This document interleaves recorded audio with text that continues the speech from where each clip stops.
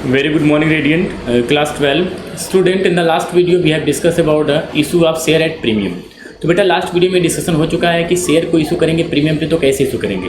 आज हम बात करेंगे issue of share other than cash. तो बेटा ध्यान से देखिएगा, इंपॉर्टेंट टॉपिक है और आगे के चैप्टर्स में भी ये काम आने वाला है। ओके स्टूडेंट, तो issue of share other than cash का मतलब क्या होता है? आपके दिमाग में था कि सर अभी तक जो शेयर हम इशू करते हैं पब्लिक को, जनरल पब्लिक को, वो हम उससे क्या लेते हैं? कैश लेते हैं, मीन्स कैश या बैंक के थ्रू जो आप पैसे लेते हैं तब उसको आप शेयर इशू करते हैं। वो एप्लीकेशन के टाइम पे, अलॉटमेंट के टाइम पे आपने पिछले वीडियोज़ में ये चीज़ देखी। आज हम बात करने जा रहे हैं बेटा, आप तो शेयर तो इशू करेंगे, आपका शेयर कैपिटल तो इंक्रीज करेगा, लेकिन आप जो है शेयर के बदले में पैसे नहीं पाएंगे। ठीक है, अदर देन कैश का मतलब है कि for issuing share no cash is coming in your business. ठीक है, सो सर कैश नहीं आएगा तो फिर क्या आएगा? कैश के जहाँ पे और असेट्स आ सकते हैं। असेट्स अब ये थोड़ी है कि जरूरी है कि कैश ही आए, कैश यहाँ पे और भी असेट्स होते हैं, लैंड, बिल्डिंग, मशीनरी, फर्नीचर, बहुत चीज़ें होती हैं। ठीक है, तो issue of share means sometimes company issue their share other than cash. Other than cash का मतलब है कि वो कैश यूज नहीं करेगी, वहाँ पे कैश नहीं आएगा बिजनेस में। कैश की जगह पे आप असेट्स या कोई भी चीज़ परचेज कर सकते हैं। ठीक है, इसके लिए दो केस आप पढ़ेंगे यहाँ पे। कभी कभी ये शेयर जो है issue of share to promoters. ये प्रमोटर्स क्या है कि शुरू में जब कंपनी का फॉर्मेशन होता है उसमें कंपनी के प्रमोटर्स होते हैं। ठीक है, जो कंपनी को प्रमोट करते हैं, शुरू के जो है एक्सपेंसेस कुछ होते हैं। तो issue of share to promoters का मतलब है कि जो प्रमोटर होता है वो अपने पेमेंट के लिए, आपने जो भी उसने जो सर्विसेज दी है कंपनी को, उसके लिए वो सैलरी या कमीशन ना लेकर के सीधे वो क्या ले लेता है? शेयर ले लेता है। ठीक है, उसमें उसका बेनिफिट क्या होता है कि वो एज अ ओनर ट्रीट किया जाता है, क्योंकि वो शेयर बन जाएगा तो मालिक बन जाएगा। तो चलिए ठीक है, देखिए क्या एंट्री होगी issue of share to promoters के केस में। बेटा चूंकि पैसे तो आपके पास आने नहीं है, तो प्रमोटर्स को जो आप शेयर इशू करते हैं तो एक स्पेशल वर्ड यूज करते हैं, इनकॉर्पोरेशन कॉस्ट। क्या यूज करेंगे? Incorporation cost. तो इनकॉर्पोरेशन कॉस्ट अकाउंट डेबिट, आप इसको डेबिट कर सकते हैं। चाहे तो एक अदर वर्ड यूज होता है फॉर्मेशन कॉस्ट, तो आप इसके नाम से भी डेबिट कर सकते हैं, लेकिन ये किसके लिए यूज होगा? It is only for the promotion expenses. ठीक है, फॉर्मेशन कॉस्ट अकाउंट डेबिट। अगर इस एक्सपेंस का पेमेंट आप कैश में करते तो incorporation cost account debit to cash होता। चूंकि आपने पेमेंट कैश में नहीं किया है, आपने उसको दिया क्या है? शेयर, तो लिखेंगे टू शेयर कैपिटल। अब जितना शेयर दिया उतना शेयर मल्टीप्लाई करके रेट के हिसाब से आप कर देंगे। ठीक है स्टूडेंट, नेक्स्ट है आपका issue of share for the purchase of assets. अगर आप असेट्स परचेज करते हैं तो क्या जर्नल एंट्री होगी? ठीक है, सपोज दैट कि आपने एक मशीनरी परचेज किया, कोई भी असेट्स परचेज किया, तो सन्ड्री असेट्स, आपको पता है कि असेट जब बिजनेस में आता है तो डेबिट होता है, ये बहुत पुरानी बात है। Sundry assets account debit, sundry assets account debit, जो भी असेट्स आएगा, लैंड, बिल्डिंग, मशीनरी, फर्नीचर, ठीक है, फिक्स्ड असेट्स जो भी आएंगे उसको आप डेबिट कर देंगे। टू लिखेंगे वेंडर। अभी वेंडर कौन होता है? वेंडर का मतलब विक्रेता, जिससे आपने परचेज किया। क्रेडिटर नहीं यूज करेंगे, वेंडर जब आप असेट्स वगैरह परचेज करते हैं तो पार्टी का नाम वेंडर बोला जाता है। ठीक है, तो sundry assets account debit to vendor account, जिससे आपने परचेज किया। और जब वेंडर पेमेंट की डिमांड करेगा तो आप कहेंगे वेंडर अकाउंट डेबिट। अगर आपने इसमें से इसको कुछ पैसा कैश दे दिया तो vendor account debit to cash, cheque दे दिया तो vendor account debit to bank. अगर आपने ये दोनों ना देकर के उसको शेयर कैपिटल दे दिया, या सॉरी शेयर दे दिया, तो vendor account debit to share capital word use किया जाएगा, जो कि आप ध्यान रखेंगे, आगे भी ये काम आने वाला है। तो vendor account debit to share capital. ठीक है, तो इस तरीके से share sundry assets account debit to vendor and vendor account debit to share capital. कोई डाउट की बात नहीं बेटा, इजी है, कर सकते हैं।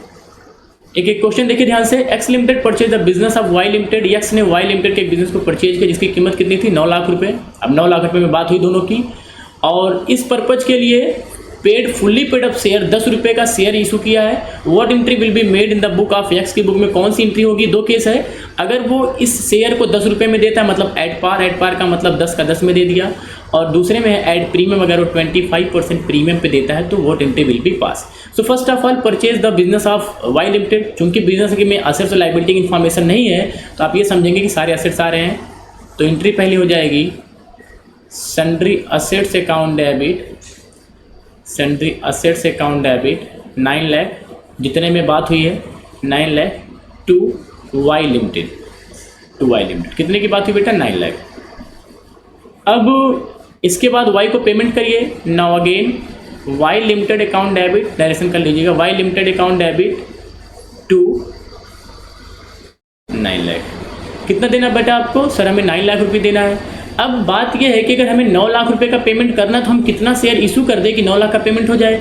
चूंकि आपके एक शेयर की कीमत जो है वो 10 रुपये है, और अगर आप 9 लाख के टोटल अमाउंट को 10 से डिवाइड कर देंगे तो ये दिमाग में आएगा, सर अगर हम 90,000 शेयर उसको इशू कर दें 10 रुपये वाला, तो that will be equivalent to the 9 lakh. तो आप यहाँ लिखेंगे टू शेयर कैपिटल।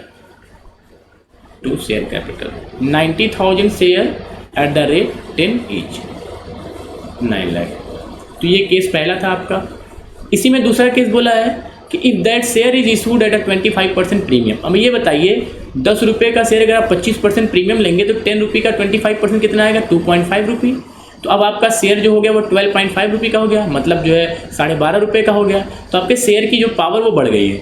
आपको देना है 9 लाख रुपये। इसके पहले आपने डिवाइड किया था 10 से, चूंकि तब रेट 10 का था, अब रेट कितने का हो गया, 12.5 का। डिवाइड करेंगे तो ये आपका आ जाएगा 72,000। कितना आ जाएगा, 72,000 कर लीजिएगा। 72,000 शेयर आप इशू करने वाले हैं। पहले कितना इशू किया था, 90,000 रुपये, 90,000, लेकिन तब शेयर का रेट कितना था, ₹10। अब कितना है, 12.5। तो आप सिर्फ 72,000 शेयर ही इशू करेंगे, इतने में काम चल जाएगा। देखिए एंट्री कैसे पास करेंगे, सेकेंड वाली वाई लिमिटेड डेबिट कर देंगे। लो भैया अपना पेमेंट आप ले जाओ। 2 अभी आपको शेयर देना है तो 2 शेयर कैपिटल, 72,000 शेयर। तो 2 शेयर कैपिटल हो गया बेटा 72,000 शेयर इंटू 10 के हिसाब से कितना हो गया, 7,20,000 रुपये। आपको मैंने लास्ट वीडियो में बताया था कि शेयर कैपिटल में कभी भी प्रीमियम का पैसा नहीं जाता है, तो जो मेन रेट होता है उतना ही जाता है। तो 10 रुपये के रेट के हिसाब से 72,000 शेयर का 7,20,000 रुपये, और बाकी की जो रिकवरी होगी वो सिक्योरिटीज़ प्रीमियम रिजर्व के नाम से होगी। 2 SPR आप क्रेडिट कर दीजिएगा। 72,000 शेयर पे जो SPR का पैसा बनेगा 2.5 के हिसाब से, that will be equivalent to 1,80,000। So 1,80,000 and 7,20,000 that will be equivalent to 9 lakh. ठीक है, that you have to pay. Next, Y limited issued 50,000 shares of ₹10 each credited as a fully paid to the promoter for their services। तो promoter को आपने issue किया है, कितना share issue किया है सर, हमने 50,000 शेयर इशू किया, और एक शेयर की कीमत कितनी है, 10 रुपये। चूंकि अभी मैंने आपको पहले ही बताया कि जब आप प्रमोटर को या प्रमोटर एक्सपेंस के लिए अगर आप पेमेंट करते हैं तो आप यूज करते हैं इनकॉर्पोरेशन कॉस्ट। तो डेबिट करिए इनकॉर्पोरेशन कॉस्ट को, incorporation cost account debit, incorporation cost account debit, ये as a personal account treat किया जाएगा। Incorporation cost account debit to share capital कितना हो जाएगा बेटा सर, 50,000 शेयर हमने इशू किया और 10 रुपये का एक, तो मतलब कुल 5 लाख रुपये हमारे प्रमोटर का एक्सपेंस था जो कि हमने पे किया। ठीक, ये आपका हो चुका है। नेक्स्ट है इसी में कि आपने 30,000 शेयर और एक्स्ट्रा इशू किया जो कि 10 रुपये वाला, और किस लिए, अंडर राइटर को। तो अंडर राइटर का मतलब ये समझ सकते हैं कि जो अंडर राइटर होता है बेटा, वो सपोज करो कि कंपनी के केस में क्या होता है, कंपनी से लेकर के जनरल पब्लिक तक शेयर सीधे नहीं पहुंच सकता। ठीक है, तो कंपनी बीच में मीडिएटर वगैरह रखती है। मीडिएटर का मतलब ब्रोकर कह सकते हैं आप उसको, अंडर राइटर भी यूज किया जाता है, अब आगे चल करके सीखेंगे। तो जो दलाल लोग जैसा वर्ड आप यूज कर सकते हैं, ठीक है, वो लोग जो होते हैं वो कंपनी से लेकर के शेयर को जनरल पब्लिक तक, ऐसा नहीं कि आपको शेयर परचेज करना सीधे कंपनी के पास चले जाएंगे और कह देंगे मुझे 100 शेयर चाहिए, 10 शेयर चाहिए, तो उस केस में ये प्रॉब्लम है। तो कंपनी और जनरल पब्लिक के बीच में मीडिएटर जो वर्क करते हैं उन्हें आप अंडर राइटर कह सकते हैं। अभी तो अंडर राइटर को आपने कितना कमीशन देना था, अमाउंट तो नहीं दिया है, लेकिन अंडर राइटर का जो कमीशन आपको देना है वो 30,000 शेयर इशू करना, और वो भी 10 रुपये वाला। तो जाहिर सी बात है जो अंडर राइटर का कमीशन था वो कितना होगा, 3 लाख रुपये। कैसे पेमेंट करेंगे, चूंकि अगर आप अंडर राइटर कमीशन को डेबिट करेंगे, चूंकि एक्सपेंस है, तो underwriter commission account debit, underwriter commission account debit to underwriter. अब किसी के दिमाग में आ रहा होगा सर हम under writer commission account debit करके 2 शेयर कैपिटल कर दें, तो अंडर राइटर कमीशन कोई आपका पर्सनल अकाउंट थोड़ी है। आप अंडर राइटर कमीशन को डेबिट करके पहले अंडर राइटर में ड्यू बनाएंगे। ठीक है, तो अंडर राइटर अकाउंट पहले ड्यू बनाइए 3 लाख रुपए से। अब आप जो है अंडर राइटर को पेमेंट कर सकते हैं। कैसे पेमेंट करेंगे कि चलो भाई underwriter account debit to share capital. तो यहाँ 2 एंट्री हो गई, वो चीज़ थोड़ा ध्यान रखेंगे। इनकॉर्पोरेशन के केस में तो सीधे बस आपने incorporation cost account debit to share capital कर दिया, बट अंडर राइटर कमीशन के केस में पहले आप अंडर राइटर कमीशन को ड्यू बनाएंगे उसके अकाउंट में, और फिर उस अकाउंट का जो फाइनल पेमेंट करेंगे शेयर कैपिटल के थ्रू 3 लाख रुपए। ठीक है, next, X Limited purchased a running business। Okay students, so that is a homework is in front of you, can see। 2 question है बेटा, एकदम सेम उसी पे बेस है, आप कर लीजिएगा। कोई प्रॉब्लम आएगी तो आप जो कांटेक्ट कर लीजिएगा। आई थिंक प्रॉब्लम नहीं आनी चाहिए। Okay students, so that is enough for today. Thank you, have a nice day.